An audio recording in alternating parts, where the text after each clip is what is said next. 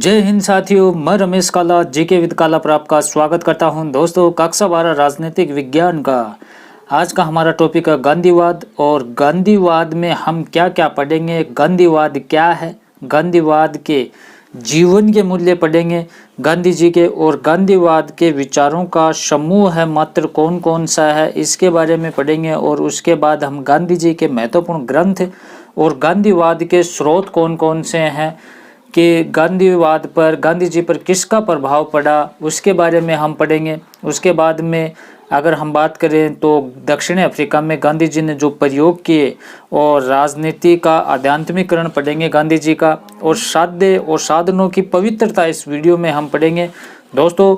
उसके बाद हम अहिंसा, सत्याग्रह, सत्याग्रह की विशेषता, सत्याग्रह के रूप, असहयोग क्या है, हड़ताल क्या है, सामाजिक बहिष्कार क्या है, धरना क्या होता है, सविनय अवज्ञा क्या होता है, उपवास क्या होता है, और आर्थिक विचार गांधी जी के, और अस्त्य और अपरिग्रह के बारे में पढ़ेंगे। और महत्वपूर्ण ये है कि ट्रस्टीशिप का सिद्धांत है, वो बोर्ड परीक्षा में पूछा जाता है, उसके बारे में पढ़ेंगे। स्वदेशी क्या है, फिर गांधी जी के राजनीतिक विचार दोस्तों कौन कौन से हैं, फिर पूरे की पूरे इस वीडियो में या अगर देखें तो भारतीय संस्कृति में गांधी जी की देन क्या है, और गांधी जी के विचारों का मूल्यांकन या प्रासंगिकता पढ़ेंगे। और फिर निष्कर्ष निकालेंगे कि इस टॉपिक का या गांधी जी के विचारों का क्या निष्कर्ष निकला।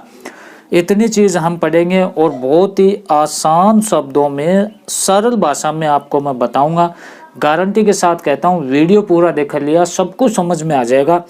तो पहला है गांधीवाद क्या है। इसमें कोई गांधी जी का जीवन परिचय नहीं पढ़ रहे हैं कि गांधी जी का जन्म 2 अक्टूबर 1869 को हुआ गुजरात के काठियावाड़ पोरबंदर, वो नहीं पढ़ेंगे। इसमें तो वो पढ़ेंगे कि गांधी जी के विचार किस प्रकार से दिए गांधी जी ने, गांधीवाद क्या है। महत्वपूर्ण बात यह है, सबसे पहले हम देखें कि गांधीवाद क्या है दोस्तों। गांधी जी के विचारों, ध्यान रखें, गांधी जी के विचारों और आदर्शों का ही दूसरा नाम गांधीवाद है दोस्तों। गांधीवाद क्या है कि गांधी जी के जो आचार विचार है, गांधी जी के जो आदर्श हैं, उसी को ही गांधीवाद कहा जाता है। वर्तमान में गांधी जी ने इन्हीं विचारों तथा आदर्शों को गांधी दर्शन, गांधीवादी राजनीतिक दर्शन या गांधीवाद इत्यादि नामों से जाना जाता है। अब गांधी जी ने जो विचार दिए, अपने जो इसमें जो बताया, वही गांधीवाद है। और इसके अन्य नाम क्या है, गांधी दर्शन भी इसे कहते हैं, और गांधीवादी राजनीतिक दर्शन भी कहते हैं, और इसे गांधीवाद भी कहते हैं दोस्तों।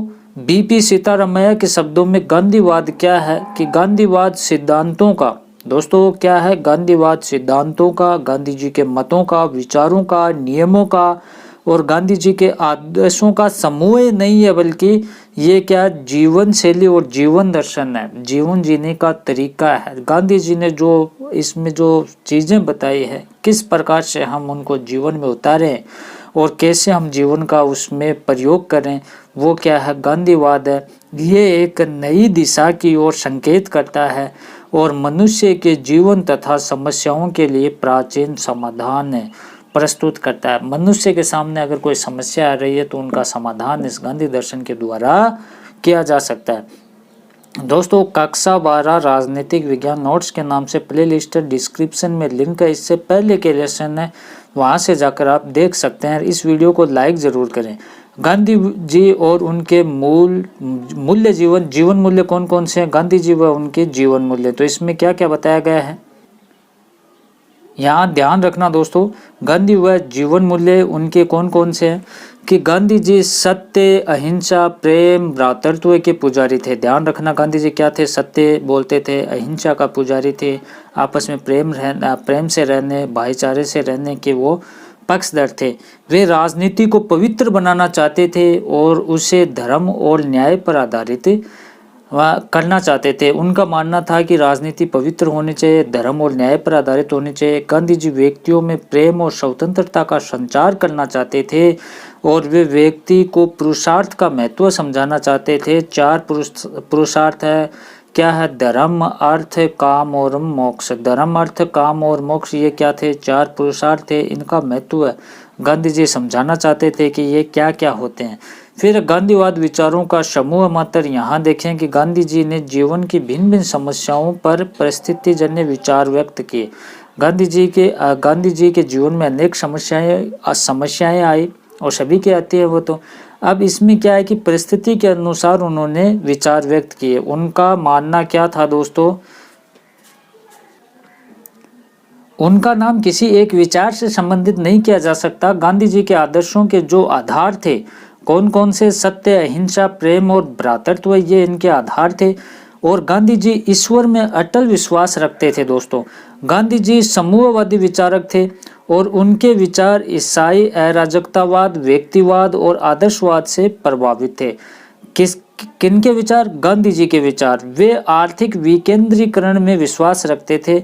आर्थिक विकेंद्रीकरण का मतलब हुआ ये कि आप देख सकते हैं कि केंद्रीकरण होता है किसी चीज का कुछ ही लोगों के हाथों में केंद्रित हो जाना, और विकेंद्रीकरण है सभी तक कोई चीज पहुंचना। तो आर्थिक विकेंद्रीकरण का मतलब ये हुआ कि जो पैसे हैं, जो रुपए हैं, वो एक वर्ग के पास ही नहीं होने चाहिए। जो कार्ल मार्क्स वाले सिद्धांत में हमने पढ़ा था उसमें बताया गया कि सभी के पास पैसे होने चाहिए, और उसने ट्रस्टीशिप सिद्धांत दिया, उसके बारे में हम विस्तार से इसको पढ़ लेंगे। वे कार्ल मार्क्स के राज्य विहीन और वर्ग विहीन समाज के समर्थक थे। गांधी जी उदारवादी व नैतिकवादी थे। वे जीवन में ऐस्ते, अपरिग्रह, ब्रह्मचर्य को महत्व देते थे। ऐस्ते क्या होता है, अपरिग्रह क्या होता है, वीडियो के साथ में बने रहे, इनको डिटेल से भी मैंने बता रखा है। फिर गांधी जी के ग्रंथ हैं, ये छोटा क्वेश्चन आपसे पूछ लिया जाए कि गांधी जी के महत्वपूर्ण ग्रंथ कौन कौन से हैं, कौन सी चीज उन्होंने किसमें दी, तो ध्यान रखें कि गांधी जी अपने विचारों की व्याख्या और अपनी रचनाओं, विशेषकर हिंद स्वराज्य, आत्मकथा थी गांधी जी के सत्य के साथ मेरा प्रयोग, माई एक्सपेरिमेंटल विद ट्रूथ, और पत्रिकाओं विशेषकर हरिजन, यंग इंडिया, इंडियन ओपिनियन, नवजीवन, आर्यन पथ और उनके भाषणों में किए हैं। देखो गांधी जी ने अपने विचारों की व्याख्या है वो इन बुक और पत्र पत्रिकाओं में की है। उसके बाद में गांधीवाद के स्रोत कौन कौन से हैं? गांधी जी के विचारों पर 4 प्रकार के प्रभाव नजर आते हैं कि गांधी जी के विचारों पर प्रभाव कहाँ से पड़े, तो या स्रोत कौन से है? तो पहला है सनातन धर्म के ग्रंथों का प्रभाव। सनातन धर्म हिंदू धर्म को कहा जाता है, तो इसमें रामायण, महाभारत, उपनिषद, गीता, जैन, बौद्ध आदि ग्रंथ का, कुरान व बाइबल का प्रभाव पड़ा। जो ये सनातन धर्म थे इनका प्रभाव, प्राचीन धर्म चले आ रहे थे, इनका प्रभाव गांधी जी पर पड़ा। फिर दार्शनिकों का प्रभाव, गांधी जी के विचारों पर अनेक दार्शनिकों का प्रभाव पड़ा। जो उनमें से प्रमुख कौन कौन से हैं? जैसे John Ruskin, Henry David Thoreau, Leo Tolstoy, सुकरात आदि ये दार्शनिक थे, इन पर गांधी जी का प्रभाव पड़ा। फिर है सुधारवादी आंदोलनों का प्रभाव। भारत में चल रहे सांस्कृतिक, धार्मिक सुधारवादी आंदोलनों तथा उनके प्रवर्तकों में रामकृष्ण और विवेकानंद का प्रभाव पड़ा। ये सुधारवादी आंदोलन थे। कौन कौन से? रामकृष्ण मिशन थे, विवेकानंद थे, इनका गांधी जी पर प्रभाव पड़ा। फिर है सामाजिक आर्थिक परिस्थितियों का प्रभाव, कि सामाजिक आर्थिक परिस्थितियों का प्रभाव किस प्रकार से पड़ा कि भारतीयों की असहाय अवस्था, गरीबी का प्रभाव भी गांधी जी के विचारों पर पड़ा, और जो उनकी समाजवादी विचारों का आधार बना। जो भारत की सामाजिक और आर्थिक स्थिति थी उसको गांधी जी ने देखा, फिर उसने एक्सप्लेन किया, ये गांधीवाद है।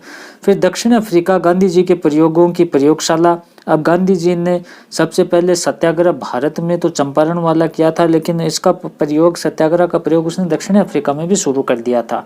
तो दक्षिण अफ्रीका में भी वो प्रयोग किस प्रकार से करते हैं कि दक्षिण अफ्रीका गांधी जी के प्रयोग की प्रयोगशाला थी। वहीं पर उनकी धार्मिक चेतना का विकास हुआ, वहीं पर उन्होंने पश्चिम के लेखकों की विचारधाराओं का अध्ययन किया। गांधी जी के जीवन दर्शन तथा सत्याग्रह का विश्वास श्वेत जाति के प्रतिरोध में हुआ। देखो दक्षिण अफ्रीका में काले और गोरों की जो लड़ाई होती थी, श्वेत अश्वेत की लड़ाई होती थी, तो यहाँ श्वेत जातिवाद के जो प्रतिरोध में उसने प्रारंभिक प्रयोग भी वहीं किए थे, सत्याग्रह का प्रयोग किया था। वहीं पर उन्हें निस्वार्थ मानव सेवा की भावना पैदा हुई। फिर राजनीति का आध्यात्मिकरण किस प्रकार से करते हैं कि गांधी जी के लिए धर्म और राजनीति एक ही कार्य के 2 नाम है। उनका विश्वास है कि राजनीति का उद्देश्य धर्म के उद्देश्य की तरह उन सामाजिक संबंधों में परिवर्तन लाना है जो अन्याय, अत्याचार और शोषण पर आधारित है। उसके बाद देखें कि समाज में न्याय तथा न्याय परायणता की व्यवस्था करना है। उनका मानना है कि समाज में न्याय व्यवस्था होनी चाहिए। साध्य और साधनों की पवित्रता, साध्य आप मंजिल को मान सकते हैं और साधन वो जिसके माध्यम से हम उस मंजिल तक पहुंचते हैं। तो दोस्तों, गांधी जी के विचारों की ये विशेषता है कि इनमें साध्य और साधनों में कोई भिन्नता नहीं है। गांधी जी साध्य और साधन दोनों की पवित्रता में विश्वास करते हैं। उनका मानना है कि रास्ता भी पवित्र होना चाहिए और मंजिल भी पवित्र होनी चाहिए। वह कहा करते थे कि मेरे जीवन दर्शन में कोई भी इनकी विभिन्नता नहीं है। गांधी जी के लिए अपवित्र साधनों का प्रयोग तो दूर, उनका कल्पना भी त्याज्य है। उनका मानना है कि किसी भी अगर हम मंजिल को पार कर रहे हैं तो जो हम रास्ता अपना रहे हैं वो अपवित्र नहीं होना चाहिए, साफ सुथरा बिल्कुल पवित्र होना चाहिए और मंजिल भी पवित्र होनी चाहिए। गांधी जी छल कपट, हत्या, पशुबल के द्वारा स्वराज प्राप्त करने के इच्छुक नहीं थे। गांधी जी का मानना था कि अगर स्वराज प्राप्त करने के लिए छल कपट, पशुबल करना पड़े तो वो हमें नहीं चाहिए। तो इस प्रकार से ये गांधीवाद था। एक पार्ट और मैं लेकर आऊँगा जिसमें हम बहुत सी चीज़ें पढ़ेंगे दोस्तों। अहिंसा, सत्याग्रह और जैसे असहयोग, ट्रस्टीशिप सिद्धांत, सविनय अवज्ञा, इनके बारे में गांधी जी की देन, बहुत सी चीज़ें और बची हैं दोस्तों। तो दूसरा पार्ट भी आप ज़रूर देखें। वीडियो को लाइक शेयर कर दें, चैनल पर नए तो चैनल को सब्सक्राइब कर लें। धन्यवाद दोस्तों।